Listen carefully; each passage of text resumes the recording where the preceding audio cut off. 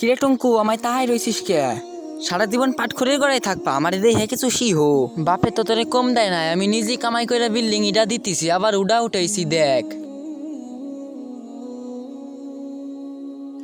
আমার এই গড়ি ভালো আছে, আমি তাহাই রইছি তোর অহংকার দেখে। আমার এই গড়ি ঠিক আছে, আল্লাহ আমারে যা দিছে তাই নিয়ে আমি সুখী শান্তিতে আছি।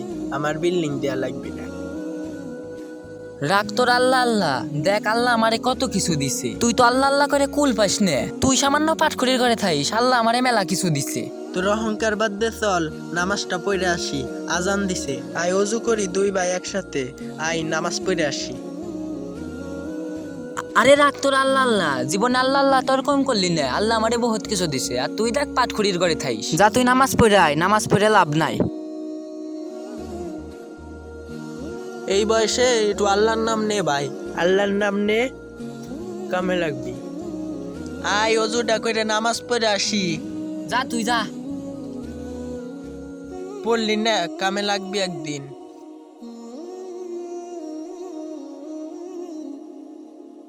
আসসালামু আলাইকুম রহমতুল্লাহ, আসসালামু আলাইকুম রহমতুল্লাহ। আস্তাগফিরুল্লাহ আস্তাগফিরুল্লাহ। হে আল্লাহ, তুমি আমার ভাইকে হেদায়েত দান করো, 5 ওয়াক্ত নামাজের তৌফিক দান করো।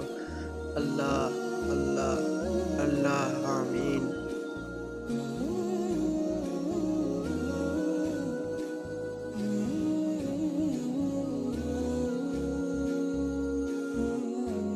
কি নামাজ পড়ে আসলাম নি টুঙ্কু?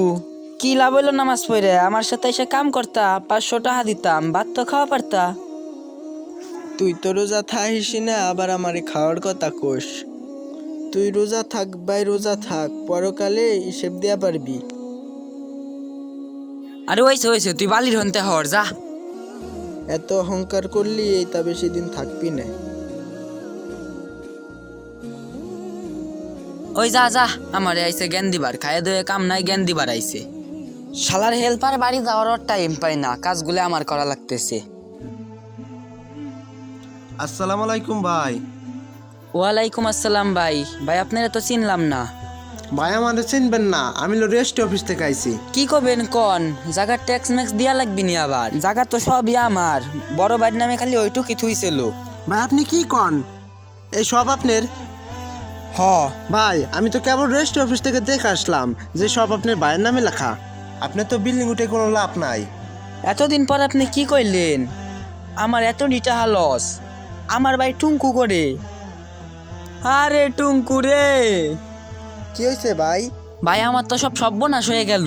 কি হয়েছে? ভাই আমি যে বিল্ডিং কয়টা উঠাইছি সবই আব্বা আপনার নামে দিয়ে গেছে।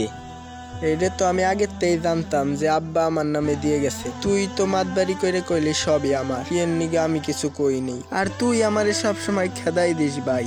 ভাই আমারে মাফ করে দে, ভাই আমারে মাফ করে দে। না ভাই নাই, তোর কোনো ক্ষমা নাই। তুই যে হেনে ছিলি হেনে যা, তোর কোনো ক্ষমা নাই ভাই।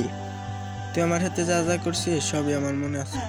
তোর মার পেটের ভাই ছিলাম আমি, দিলি নে, চইলে গেতেছি।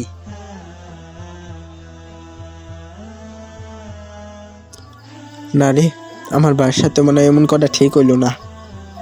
যাই গে বাইরে, কই গে আমি, ওরা দুইজন জমি ভাগ করেই নেই গে।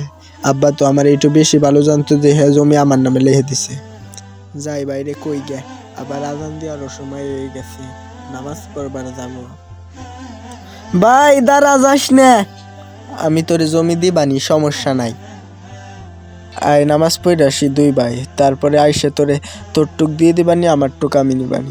আমাদের সমাজে এমন কিছু মানুষ আছে যাদের একটু টাকা পয়সা হইলে পাও মাটিতে নামতে চায় না, অর্থাৎ অহংকারী হয়ে যায়।